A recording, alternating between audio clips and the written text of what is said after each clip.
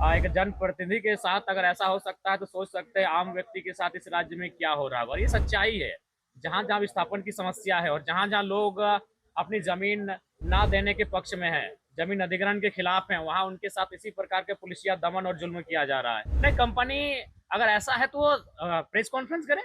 लोकतांत्रिक भारत है, उनको भी अधिकार है अपनी बातों को रखने का। ऐसा नहीं है कि हम लोग उनकी बातों को आप नहीं सुनेंगे। माननीय पूर्व मंत्री जोगेंद्र साहब के द्वारा वहां विस्थापन को लेकर आंदोलन किया जा रहा था। विस्थापन के आंदोलन को हम भी समर्थन करते हैं और झारखंड में विस्थापन एक बहुत बड़ा समस्या है और इस समस्या को लेकर हमने पहली बार सदन में आए उस समय से लेकर जब भी सदन चला, हमने विस्थापन की बात को, बड़कागांव विधानसभा के विस्थापितों के आवाज को हमने सदन पर रखा है। झारखंड विधानसभा के बजट सत्र का तीसरा दिन है और तीसरे दिन सदन की कार्रवाई लगातार जारी है। ऐसे में एक खबर सामने आती है कि बड़कागांव से विस्थापितों की लड़ाई लड़ रहे पूर्व मंत्री और पूर्व विधायक को कल देर रात पुलिस ने गिरफ्तार कर लिया है। तो झारखंड की राजनीति में अब पूरी तरह से हलचल मच गई है। जेल कैंप के नेता जयराम कुमार महतो और साथ में वर्तमान विधायक बड़कागांव के रोशन लाल चौधरी ने अब साफ शब्दों में कहा है कि अंबा प्रसाद के साथ वो खड़े हैं और उनकी आवाज जायज है। तो ऐसे में देखना है कि अब झारखंड में विस्थापितों का मुद्दा कितना गहरा है, कितना पुराना है। बहरहाल देखते हैं कि जयराम महतो और साथ में रोशन लाल चौधरी क्या कुछ कहते नजर आ। हाँ बिल्कुल, मैं संवेदना व्यक्त करता हूँ। एक जनप्रतिनिधि जो पूर्व में उनके मंत्री भी रह चुके हैं, वर्तमान में भी वह राष्ट्रीय पार्टी की एक अच्छे पद पर धारित है और उनके परिवार के साथ इस प्रकार की घटना अत्यंत चिंताजनक है कि लोकतांत्रिक व्यवस्था में कंपनी आज बिल्कुल ईस्ट इंडिया कंपनी और आज की कंपनियों में कोई विशेष अंतर नहीं दिख रहा है। बस तरीके बदले हैं, रूप बदले हैं, रंग बदले हैं, लेकिन शोषण का तरीका आज भी वो जारी है। एक जनप्रतिनिधि के साथ अगर ऐसा हो सकता है तो सोच सकते हैं आम व्यक्ति के साथ इस राज्य में क्या हो रहा है। और ये सच्चाई है। जहां जहां विस्थापन की समस्या है और जहां जहां लोग अपनी जमीन ना देने के पक्ष में है, जमीन अधिग्रहण के खिलाफ है, वहां उनके साथ इसी प्रकार के पुलिसिया दमन और जुल्म किया जा रहा है। इस बार राज्य सरकार को एक विशेष टीम गठित करते हुए कहीं ना कहीं उचित कार्रवाई करनी चाहिए। रैयतों के उनकी समस्याओं को सुननी चाहिए। कुछ दिन पहले तो एक घटना घटी थी जिसमें जिला प्रशासन, माने शर्म कहिए या हंसिए या फिर क्या कहिए, जिला प्रशासन चतरा से, गिरिडीह से, अन्य क्षेत्रों से लोगों को बस में लाई थी जन सुनवाई करने के लिए कि हाँ बड़कागांव में जन सुनवाई हो रही है। फिर क्या हुआ, वहां के जो ओरिजिनल रैयत थे वो वहां सामने गए और बहुत मारपीट हुआ था।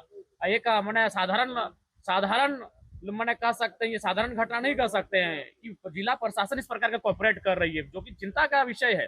मुझे लगता है कि राज्य सरकार को सबसे पहले अगर किसी विषय पर बैठकर समाधान करना चाहिए तो राज्य में विस्थापित की समस्या का समाधान करना चाहिए। इन कंपनियों की ओर से कहा जा रहा है कि जो जनप्रतिनिधि हैं वो अपने लोगों को मुआवजा दिलवाना चाहते हैं और ये विरोध है कि नहीं, कंपनी अगर ऐसा है तो प्रेस कॉन्फ्रेंस करें। लोकतांत्रिक भारत है, उनको भी अधिकार है अपनी बातों को रखने का। ऐसा नहीं है कि हम लोग उनकी बातों को आप नहीं सुनेंगे। अगर इस राज्य में किसानों की सुनी जाएगी, अगर इस देश में मजदूरों की सुनी जाएगी, तो उद्योग घरानों की उनकी भी सुनी जाएगी। अगर उनको लगता है कि कुछ कोई उनके साथ अपने पद और पावर का दुरुपयोग कर रहा है तो उनको भी प्रेस कॉन्फ्रेंस करना चाहिए, उनको भी तथ्यों के साथ जवाब देना चाहिए, एविडेंस के साथ उनको सामने आना चाहिए। माननीय पूर्व मंत्री जोगेंद्र साहब के द्वारा वहां विस्थापन को लेकर आंदोलन किया जा रहा था। विस्थापन के आंदोलन को हम भी समर्थन करते हैं और झारखंड में विस्थापन एक बहुत बड़ा समस्या है और इस समस्या को लेकर हमने पहली बार सदन में आए उस समय से लेकर जब भी सदन चला, हमने विस्थापन की बात को, बड़कागांव विधानसभा के विस्थापितों के आवाज को हमने सदन पर रखा है और हमारे ही गैर सरकारी संकल्प के जवाब में, दबाव में विस्थापन आयोग का गठन किया गया, लेकिन सिर्फ कागजों पर किया गया। यदि विस्थापन आयोग को वर्तमान सरकार विस्थापितों के हक में पूरे ताकत के साथ विस्थापितों के हक के लिए आयोग का गठन करती तो आज ये दुर्दशा नहीं होती।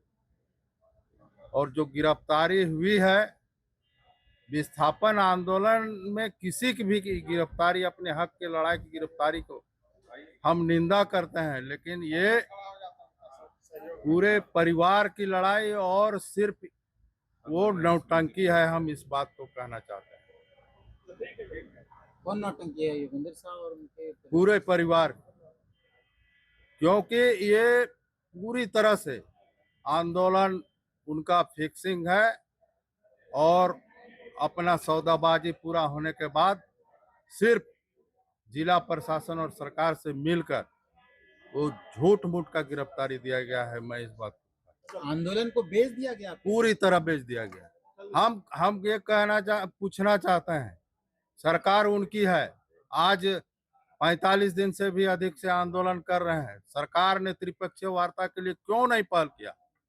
यदि मांग जायज है, यहाँ से कांग्रेस के द्वारा कमेटी का गठन किया गया था, उच्च पार्टी के द्वारा कमेटी भी नहीं गई, फोटो खिंचाने के लिए दिल्ली चले गए राहुल गांधी के पास।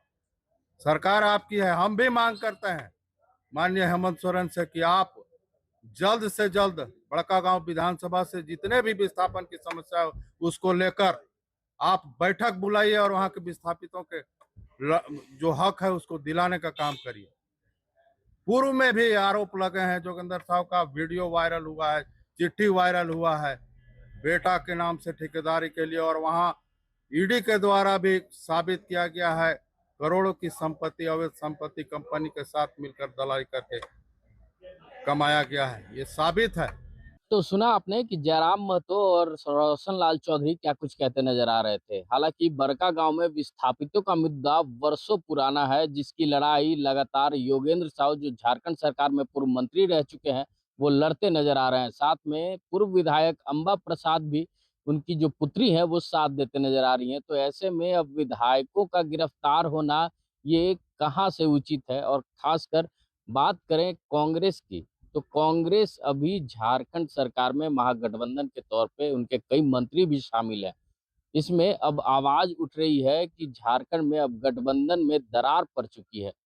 तो देखना होगा कि अब झारखंड की पुलिस कब तक पूर्व विधायक तो देखना होगा कि झारखंड की पुलिस कब तक पूर्व विधायक योगेंद्र साहु और उनकी पत्नी को रिहा करती है, या फिर विस्थापितों का मुद्दा जो है वो झारखंड विधानसभा में पटल पे किस कदर रखा जाता है, ये देखने वाली बात है। ऐसे ही तमाम खबरों के साथ जुड़े रहने के लिए हमारे चैनल को लाइक एंड सब्सक्राइब जरूर करें। अमित कुमार, मैं पीडीए समाचार रांची।